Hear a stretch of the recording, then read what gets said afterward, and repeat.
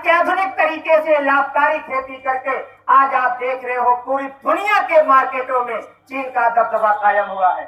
अभी हमारे देश के माननीय प्रधानमंत्री महोदय इजराइल की यात्रा पर गए हुए थे। आपको 2 महीना पहले अखबार में पढ़ने को मिला होगा। हमारे प्रदेश भर का भी इजराइल नहीं है साथियों। हमारे यहाँ के लोग रोना रोते हैं, हमारी जमीन कम हो गई, हमारे जोत कम हो गए, हम भूमिहीन हैं, हम कैसे खेती करेंगे। लेकिन मित्रों, इजराइल के किसान, वहाँ की टेक्नोलॉजी ऐसी है, जो यह मकान बना हुआ है, मकानों की दीवारों में सब्जियों की खेती वहाँ करते हैं।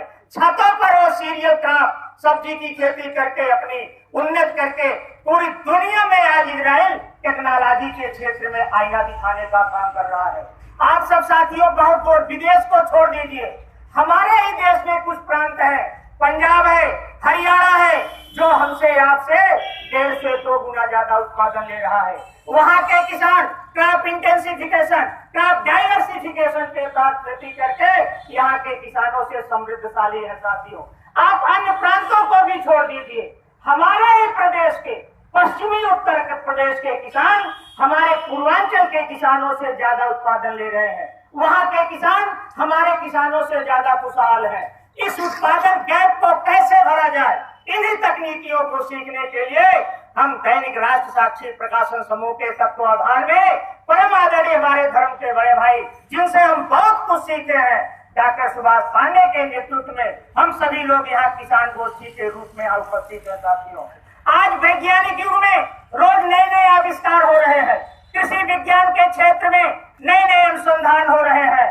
इन आविष्कारों, इन अनुसंधानों को हम किसानों तक कैसे पहुंचाएं, यह एक बहुत बड़ी चुनौती है साथियों, बहुत बड़ी चुनौती है। आज कृषि के क्षेत्र में जितनी भी गिरावटें आई हैं, वह हमारे किसान भाइयों में जागरूकता की कमी के कारण आई है, वैज्ञानिक प्रशिक्षणों के अभाव के कारण आई हुई है।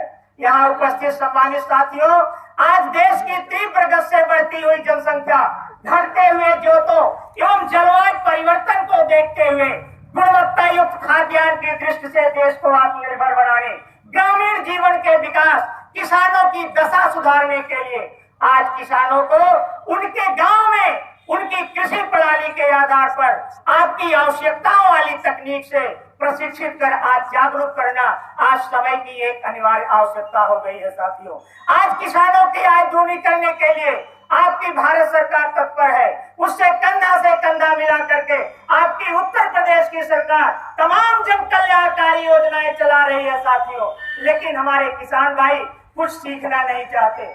आज यहाँ 15 दिन से हमारे सुभाष डॉक्टर भाई इतना परिश्रम किए, लेकिन आज आप देख रहे हो आपके बीच में मैं इसलिए छुट्टी में आया कि पूरे दिन खूब दिल की बातें होंगी, जितनी भी किसानों की समस्याएं होंगी, एक एक बिंदु पर मैं उनके निराकरण का संभव प्रयास करूंगा। लेकिन ऐसे ही साथियों, सरकार लाखों लाख रुपया खर्च करके गोष्ठियां आयोजित करती है, लेकिन वहां इतने कम लोग पहुंचते हैं, और वह भी जो वास्तव में किसान है वहां एकदम नगर रहते हैं। तो बताइए हम किसको समझाएंगे साथियों। हम कोई प्रशासनिक अधिकारी नहीं है, हम टेक्निकल अफसर है साथियों। आपके जनपद के डिप्टी पीडी है, आपको जानकारी होनी चाहिए जो सेंट्रल की स्कीम है ATMA agriculture management technology support to state extension programme for extension reform. हमारा केवल कृषि से संबंध नहीं होता है, हमारे समाज के विकास के लिए, हमारे देश के विकास के लिए हमारी जितनी भी जन कल्याणकारी योजनाएं हैं सारी मॉनिटरिंग हम करते हैं। National mission on agriculture and technology के तहत 4 सब मिशन भारत सरकार दिया हुआ है साथियों। National mission on agriculture extension, national mission on seed production and planting, national mission on agriculture farming, जिसमें हम यंत्र आपको देते हैं, और आपका sub mission on plant protection and plant quarantine, जो आप फसल सुरक्षा करते हो, उसके लिए आपकी सरकार 90% अनुदान पर आपको तमाम बायो एजेंट, बायो पेस्टिसाइड दे रही है। लेकिन हमारे किसान भाई जागरूक नहीं है, उनको जानकारी नहीं है, अंधाधुंध कीटनाशी ले आकर के खेत में डाल देते हैं, पर्यावरण भी प्रदूषित हो गया। आप सब पढ़े लिखे साथी बैठे हुए हो, धरती का तापमान 1 से 1.5 डिग्री सेंटीग्रेड बढ़ गया।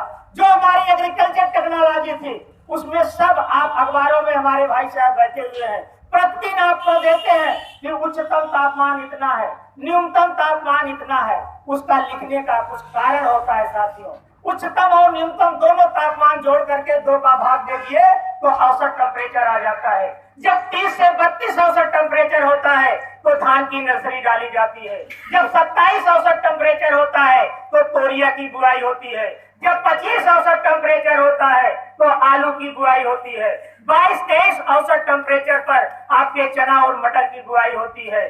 20 जब औसत टेम्परेचर होता है तो गेहूं की बुआई होती है। और जब औसत टेम्परेचर 16 से नीचे आ जाता है तो गेहूं की बुआई भी बंद कर देनी चाहिए, अन्यथा आपको उत्पादन नहीं मिलेगा।